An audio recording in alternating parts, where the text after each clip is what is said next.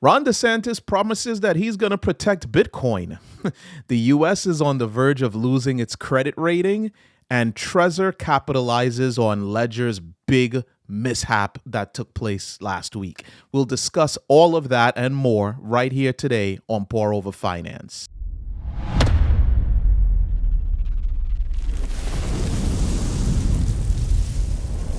What's up, guys, and welcome back to Pour Over Finance. Now, before we get into all of these articles for today, I'm just going to ask you to do your part and help me grow this channel by please hitting the like button if you enjoy what I do here. And if you want more of what I do, please subscribe to the channel and hit the notification bell so you're notified of when I am uploading. And without holding you hostage further, we'll jump into everything today. The S&P 500 closed in the green, Dow not so well, and the NASDAQ is up. This is on news that NVIDIA's stock. NVIDIA is currently the darling of the stock market because their stock has been doing great things, and it's all because of AI. So that did some good things for them today. Crypto is kind of trading flat. Bitcoin is sitting at 26,448 for the day. Not much of any action up or downward. Same thing with Ethereum. We're sitting at 1807. Again, not much growth or loss in either one of those of the largest cryptocurrencies. But jumping in to the main article of the day, Ron DeSantis, which is now he is now one of the runners for president. He wants to become the U.S. president in 2024, and he's choosing to go the route, or at least one of the things he's choosing to do is go the route of saying, "Hey, if I'm the president of the United States, I will protect Bitcoin." So let's just read a little bit of what's going on here in regards to this. It says Ron DeSantis vows to protect Bitcoin during his presidential campaign launch. And Florida's governor, which he's currently governor of Florida, says, and he announced his bid for the 2024 U.S. president, and he did this during a Twitter space with Elon Musk and rounded off his remarks about cryptocurrency. Further on in the article, it says, Ron DeSantis, which is the current governor of Florida, has officially thrown his hat into the 2024 United States presidential ring and has notably promised to protect Bitcoin if he gets the job. As president, we'll protect the ability to do things like Bitcoin, says DeSantis. He added, there's risks involved with it, but the people interested in cryptocurrency are sophisticated and can make their own decisions. This is a quote from him. It says, "You have every right to do Bitcoin." You have every right to do Bitcoin, as if it's some sort of a verb. Hey, you want to do that Bitcoin thing? Anyway, it says, the only reason these people in Washington don't like it is because they don't control it. And then he goes on to says Bitcoin represents a threat to them, so they're trying to regulate it out of existence.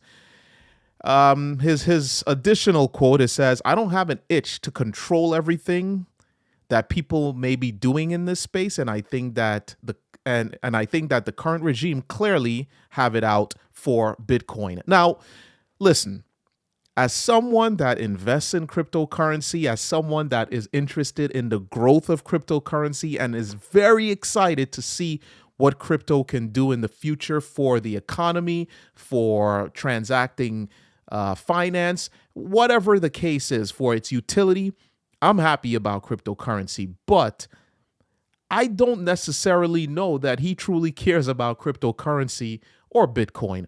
I think, just as with every other U.S. president, they go the route of pandering to specific groups so that they can get votes. They pander to the Black community. They pander to the LGBTQ plus community. Now he's pandering to the cryptocurrency community. And I don't necessarily know that if he actually does get into office, that he is going to follow through with his promises, as every other presidential elect does. They give these broad promises, and then when they're in office, They completely changed their stance on things.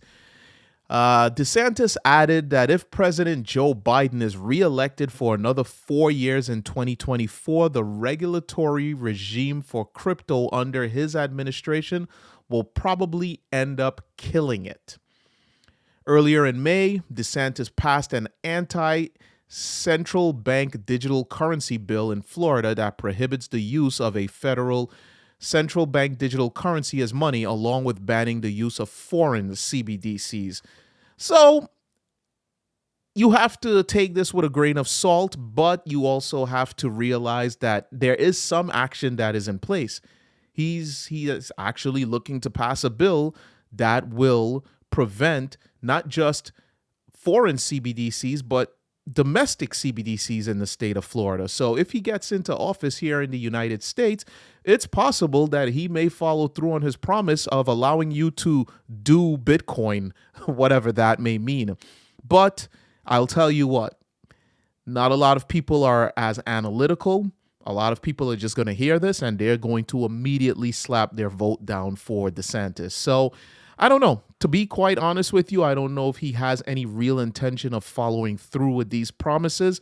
But I will say that if he does get into office, I hope that he stays true to that. I hate when presidential candidates make promises that they don't follow through with. Now, don't get me wrong. The United States has much bigger issues than cryptocurrency at this time. It's one of our big issues, but it's not the biggest. So I don't necessarily know that it's something that he needs to be aggressive about, but it does help if you have someone in the highest office trying to do things right here in the United States when it comes to cryptocurrencies. So we'll have to wait and see where that goes. Until then, we'll just have to listen out, hear what he has to say, and see what kind of shape this all takes form. And with that being said, on to our next article here, we have the United States is just not in a good place. There were some talks today in regards to this debt ceiling negotiations, but nothing solid has come out of it from my understanding. It is actually getting closer to us reaching an agreement. My understanding, the large amount of asks that were coming from both sides have been whittled down a bit, so they are negotiating. But in the midst of all of that taking place, credit rating agency warns it may downgrade the U.S. debt rating, which will in turn drive costs up. And we'll just read a little bit of what is going on here, and then we'll go ahead and discuss it. It says, a deadlocked Washington that has taken America to the brink of default could jeopardize the United States' perfect credit rating, Fitch said in a stern warning on Wednesday. The credit rating agency placed top-ranked U.S. credit on Rating Watch Negative, reflecting the uncertainty surrounding the debt ceiling debate and the possibility of a first-ever default.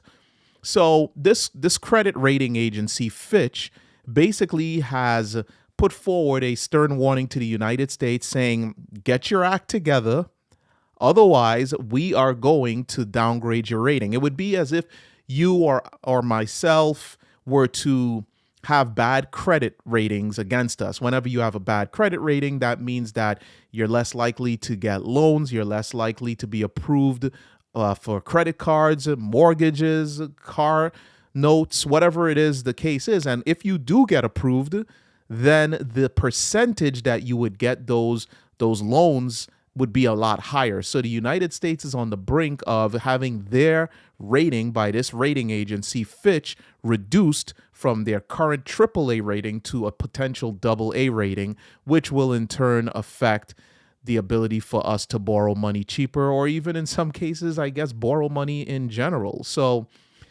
in the article, it says the move comes as Republican and Democratic politicians negotiate to raise the U.S. debt limit, though no deal has yet been reached, with the U.S. Treasury Secretary Janet Yellen saying that the U.S. may be unable to pay its bills as soon as the 1st of June. And I made a video about this. Go ahead and take a look at it. The country faces the possibility of an unprecedented default, which could have disastrous effects both in the United States and all over the world. Further down in the article here, it says a U.S. default could send shockwaves through the global economy and potentially cause a recession, according to experts. That could mean higher borrowing costs for the government and Americans themselves and a massive drag on economic growth. So it is in the U.S.'s best interest to get their act together. It is in the best interest of the Republicans and the Democrats to stop fighting with each other, come to some sort of an agreement, and get this thing taken care of, because we are on the verge of not only defaulting on our loans, we are on the verge of having our credit rating lowered, which again will cause higher interest rates when money is being borrowed. And all in all, if there is a default of the economy here in the United States, a default on our loans, again, based on what the article is saying and what experts are saying, this could definitely affect the overall global economy, because America is at the moment still the biggest economic powerhouse in the world. We are still the world reserve currency. So none of this is going to be positive for anyone. It's going to destroy the stock markets. It's going to destroy jobs. We're going to probably see businesses fall apart. Unemployment is going to run rampant.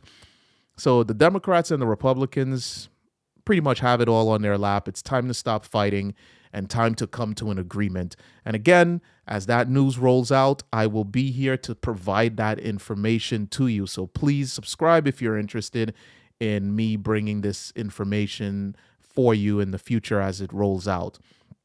Next article that I have here is, and again, I made a video about this, discussing the fact that Ledger made some really big mistakes in regards to what they want to do with our seed recovery. But let's read the article. It says, Trezor, their sales have soared 900% amid Ledger's seed recovery controversy. Trezor said a remote seed phrase extraction is impossible on its hardware wallets, adding that it would never be implemented. Now, how great does that sound? And I hope they stick to that, because that's what we need to hear right now.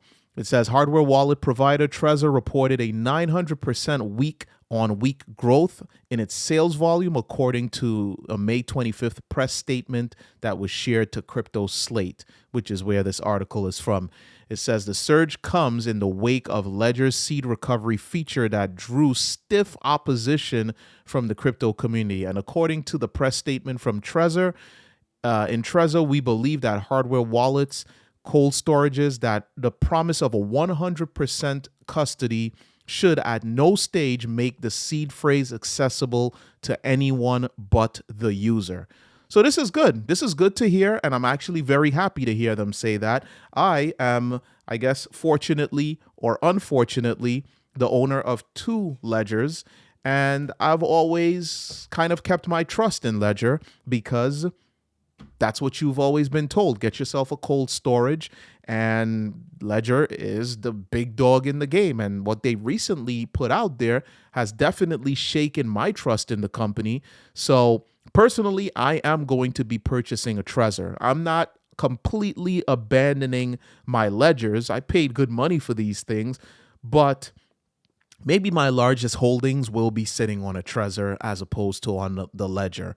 And over time, maybe I will phase out my ledgers. Unfortunately, you can't sell these things, you know. No one's going to buy a crypto hardware. No one that knows what they're doing, at least, is going to buy a crypto hardware wallet from some guy that puts it on sale on eBay or Amazon or anything like that. So once you buy these things, you're kind of tied into it. So for me, it's a complete loss. But I am happy to hear what Trezor is saying, and I will invest in a Trezor just because it feels good to trust the company that you are putting your crypto holdings into. So, yeah, bravo to Trezor for putting that out, capitalizing on Ledger's big mistakes, and growing their business as a result. And last but not least here, we're going to just read, as we all know, Celcuis went up bankrupt during this entire bear market, and Fahrenheit wins the bid for bankrupt Celcuis, which will acquire up to $500 million in liquid crypto. In the article, it says Fahrenheit will take control of $450 to $500 million worth of liquid crypto as a result of the deal. It will also subsume Celcuis's institutional loan portfolio, its crypto staked on DeFi protocols, and its mining operations, which US Bitcoin will manage. So this article doesn't really go into what's going to happen in terms of the users of Celcuis. You know, people who may have lost money, people who are unaware of whether or not they're going to be able to withdraw from the platform. So as that information becomes available, again, I will bring it to you. But it is good to hear that someone was willing to step up, buy this bankrupt company, and potentially resume operations and hopefully make people whole again. I'm expecting that if they do reopen the floodgates, so to speak, everyone's just going to leave. It's hard to trust a company after things like this happen, even though it's going to be a new governing body running things. So we'll have to wait and see. I will report it when it happens. But that is what I have for you today. I hope you guys enjoyed what was brought forward. If you made it to this part of the video, I truly do appreciate you spending your time with me. I am Aaron. This is Pour Over Finance, and I want to ask you to have yourself a wonderful afternoon. You the best. Peace.